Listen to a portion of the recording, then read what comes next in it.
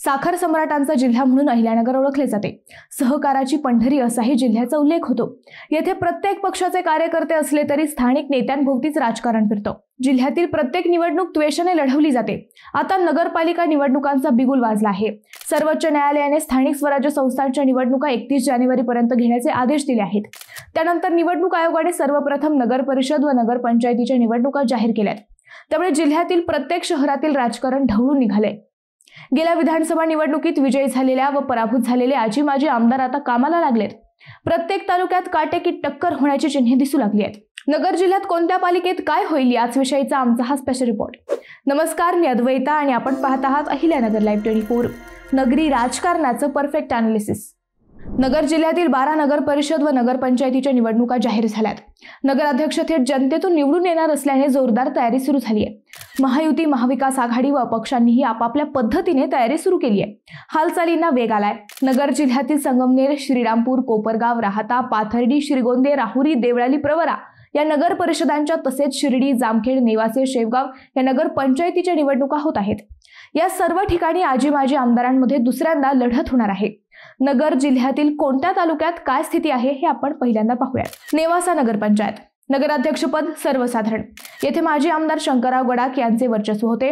आता तिथे शिंदे सेनेचे विठ्ठलराव लंघे आमदार आहेत। पालकमंत्री राधाकृष्ण विखे पाटील यांनी नेवासा मतदारसंघात लक्ष घातले आहे। त्यामुळे तिथे गडाख विरुद्ध विखे असा अप्रत्यक्ष सामना पाहायला मिळणार आहे।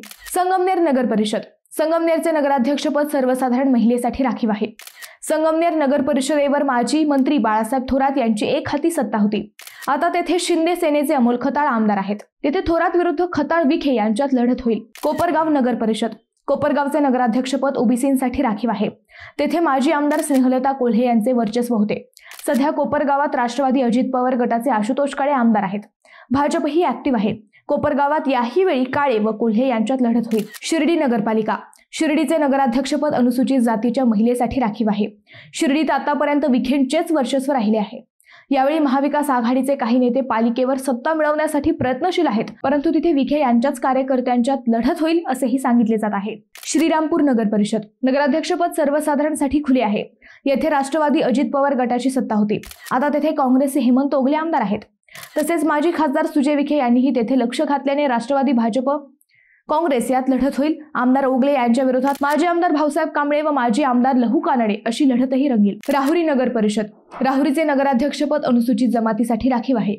येथे माजी मंत्री प्राजक्त तनपुरे यांचे वर्चस्व राहिले आहे। आमदार कर्डिले यांच्या निधनानंतर तेथे विखे यांनी लक्ष घातले आहे।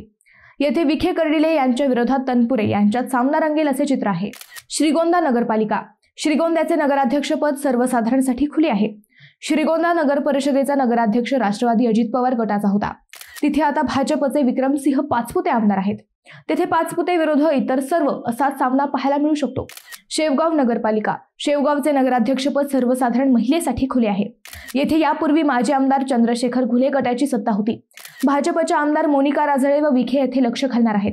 त्यामुळे राजळे विखे विरुद्ध घुले हा सामना येथे चांगलाच रंगतदार होईल असे सांगितले जात आहे। पाथर्डी नगरपालिका पाथर्डीचे नगराध्यक्षपद हे नागरिकांचा मागास प्रवर्ग यांच्यासाठी राखीव आहे। पाथर्डीत भाजपच्या आमदार मोनिका राजळे यांची सत्ता आहे। येथेही माजी आमदार घुले लक्ष घालतील असे सांगितले जात आहे।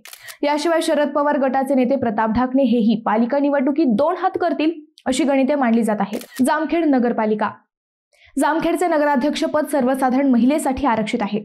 जामखेडमध्ये आमदार रोहित पवार विरुद्ध सभापती प्राध्यापक राम शिंदे यांच्यात लढत रंगणार आहे। निवडणूक प्रमुख म्हणून भाजपने सुजय विखे यांना नियुक्त केल्याने विखेही रोहित पवारांच्या हातून सत्ता हिसकावून घेण्याचा प्रयत्न करतील असे चित्र आहे। देवळाली प्रवरा नगरपालिका देवळालीचे नगराध्यक्षपद सर्वसाधारणसाठी खुले आहे। देवळालीत भाजपचे माजी आमदार चंद्रशेखर कदम व त्यांचे पुत्र सत्यजित कदम यांचे वर्चस्व आहे। यावेळी राष्ट्रवादीचा शरद पवार गट व ठाकरेंची शिवसेना यांनीही तयारी केल्याचे सांगितले जात आहे। माजी आमदार प्राजक्त तनपुरे हेही लक्ष घालतील अशी शक्यता वाढली आहे।